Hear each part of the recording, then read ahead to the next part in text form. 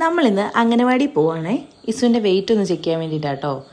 നമ്മുടെ ഇവിടെ തൊട്ടടുത്ത് അംഗനവാടി ഉണ്ട്, പക്ഷെ നമ്മളിന്ന് കുറച്ച് ദൂരമുള്ള അംഗനവാടിയിലാണ് പോകുന്നത്. അതുകൊണ്ട് നമ്മളൊരു ഓട്ടോയിലാണേ പോകുന്നത്.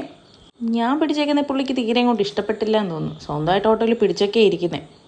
ദൂരെയെന്ന് പറഞ്ഞാൽ ഒത്തിരി ദൂരെയൊന്നും അല്ല, ഒരു 5 മിനിറ്റ് മതി നമുക്ക് അവിടെ എത്താൻ വേണ്ടിയിട്ട്. അങ്ങനെ നമ്മൾ അംഗനവാടിയിലെത്തി. ഇസുവിനെ ഇതാ വെയിറ്റ് നോക്കുന്ന സാധനത്തിലിട്ട് കേട്ടോ. പണ്ട് ഞങ്ങൾ പഠിക്കുന്ന സമയത്തും ഈ സാധനത്തിലായിരുന്നു വെയിറ്റൊക്കെ നോക്കുന്നത്. എനിക്കിപ്പോഴും അതൊക്കെ ഓർമ്മയുണ്ട് കേട്ടോ.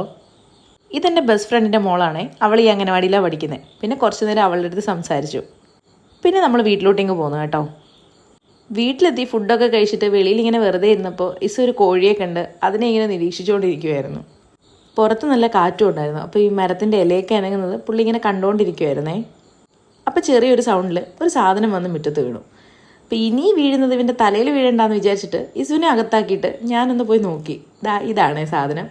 നിങ്ങളുടെയൊക്കെ നാട്ടിൽ ഇതിനെന്താ പറയുന്നത്? ഇത് റബ്ബറിൻ്റെ കായയാണ്. നമ്മുടെ ഇവിടെ ഇതിന് തോക്കാന്ന് പറയും. പണ്ട് സ്കൂളിലൊക്കെ പഠിക്കുന്ന ടൈമിൽ അവിടെയൊക്കെ ഇങ്ങനെ വീണ് കിടക്കുന്ന ഇതിന് ഉള്ളിലൊരു കുരു ഉണ്ടല്ലോ, അതെടുത്തിട്ട് നമ്മൾ ഇങ്ങനെ എവിടെയെങ്കിലും ഉരച്ചിട്ട് കൂട്ടുകാരൊക്കെ ദേഹത്ത് വെക്കുമായിരുന്നു. അതിന് ഭയങ്കര ചൂടാട്ടോ ഇങ്ങനെ ഉരച്ച് കഴിയുമ്പോൾ. അതുപോലെ തന്നെ സ്കൂളിൽ നിന്നൊക്കെ തിരിച്ചു വരുന്ന സമയത്ത് റോഡിൽ ഇതുണ്ടാവും. ഒരു സൈഡ് ഫുള്ള് റബ്ബറായിരുന്നു റോഡിൻ്റെ. അപ്പോൾ നമ്മൾ എല്ലാവരും ഇങ്ങനെ കുറേ ഇങ്ങനെ പറക്കിക്കൊണ്ട് വരുമായിരുന്നു വീട്ടിൽ. ഇത് തീ കത്തിക്കാനൊക്കെ ആയിട്ട് യൂസ് ചെയ്യും കേട്ടോ. അപ്പോൾ അത് ഞാൻ നെസുവിനൊന്ന് കൊണ്ട് കാണിച്ചൊക്കെ കൊടുത്തു. അപ്പോൾ ഈ സാധനം പറക്കിയിട്ടുള്ള നൊസ്റ്റാൾജിയുള്ള ആൾക്കാരൊക്കെ ഒന്ന് കമൻറ്റ് ചെയ്യണേ.